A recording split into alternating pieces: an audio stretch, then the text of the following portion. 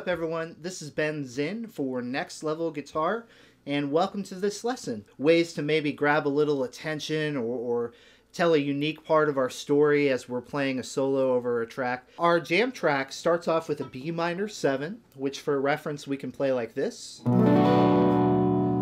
lot of times it's good to just play along to the track rhythm-wise before we get into playing some lead concepts. So you can use these chords to do so. Then we go to an E minor 7, and then we'll return back to the B minor 7. Now the turnaround portion of the progression is going to find us going to a G9 chord, to an F sharp 7, sharp 9, and back to a B minor 7. Oftentimes in a 12-bar blues, that's where the progression would end and start back over again. In this jam track, we double up on the turnaround and we'll come right back to this G9. Again, back to the F sharp 7, sharp 9. And that completes our loop. Oftentimes, the pentatonic licks that we know and love are what I would think of as expected licks. So, for example, we go to these things as a way to get warmed up into our solo. Just looking at our bass position box. And these next couple of ideas are sort of a grab bag of just little things that you can throw and see what sticks. The first one I want to bring to the table here is the idea of playing trills. And a trill is simply when we take two notes and we rapidly alternate between the two of them. Now, if you've played lead guitar, you've probably done something similar to this in some capacity. And you can always go to a trill. It's always a good head-turning lick. But what I want to address is the idea of doing it with a different technique. Most of the time we do a rapid hammer-on and pull-off. And that's how we execute the trill. Sometimes we'll do that from an open string to a fretted note. But what I like to do sometimes, just for a little different flavor, is to make a trill happen by sliding rapidly back and forth instead of hammering on and pulling off. So for example, with these two notes. And I find it just gives a slightly different tone, enough to kind of, you know, make you say, what was that? What did I hear there? I want to see that again. And I like, of course, you know, blending that into another lick. Usually something pentatonic. And what's great is because these things are so rapid fire, you know, note choice is almost secondary to the technique. You can do it almost anywhere.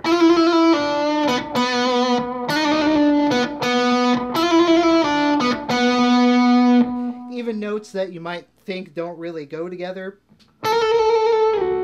you know, it just kind of works because it's so rapid fire.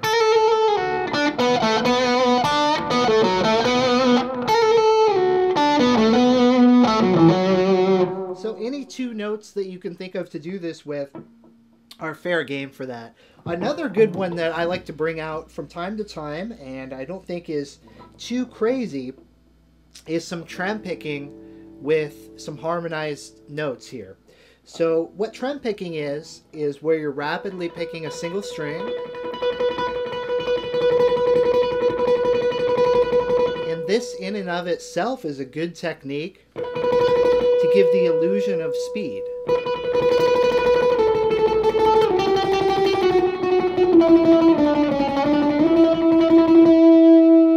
Where I really like to utilize this technique, though, is with two notes at a time.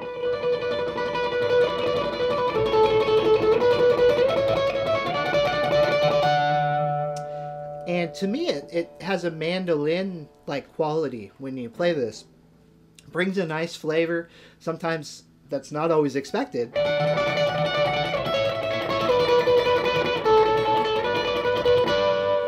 Oftentimes I'll play these sorts of things in the upper register because I find that that's where they really shine. And the trick to this, to me, is to pick lightly. If you go full bore, it's a pretty harsh sound, which can be cool too, but I really think this technique shines when you do it with some restraint.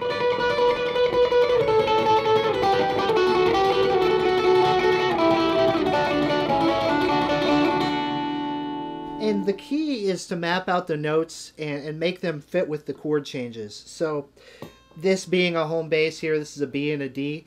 This is a good home bass for playing over the B minor 7th chord in the jam track. And then when I switch to the E minor, I'm going to target these two notes, among others. So I might move around a little bit, but I'm targeting certain areas with this technique to make it fit the contour of the chords.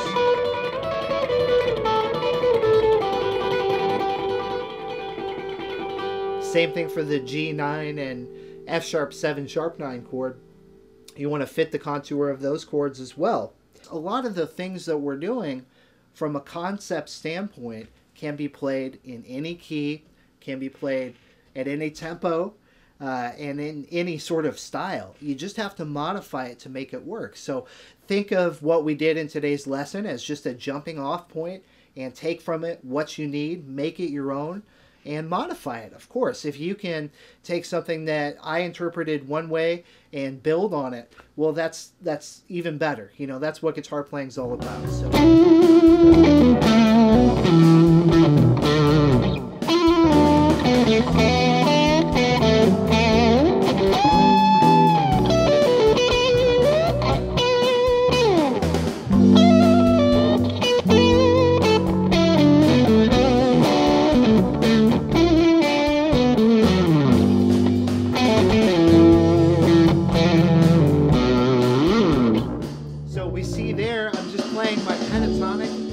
Ideas, and then every once in a while I'm hitting them with one of those little trills with the slide. To me, it's a subtle thing, but it's again enough of something to change it up where you might catch someone's attention.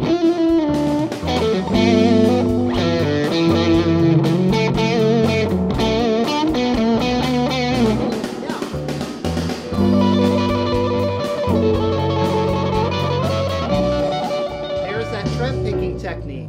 Let's bring that in.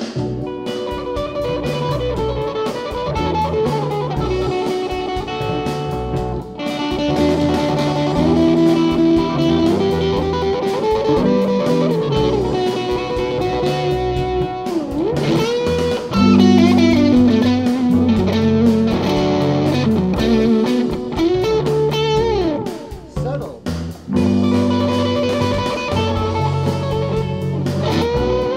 And then open it back up.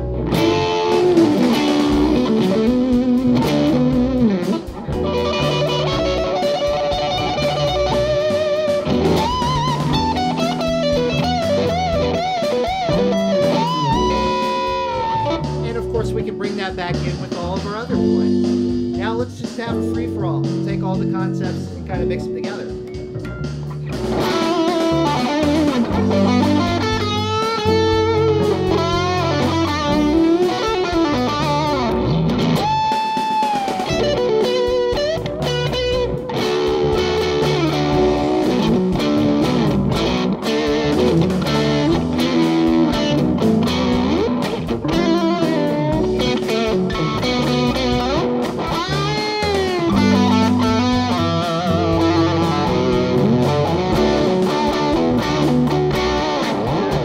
Say thanks so much for checking out this lesson.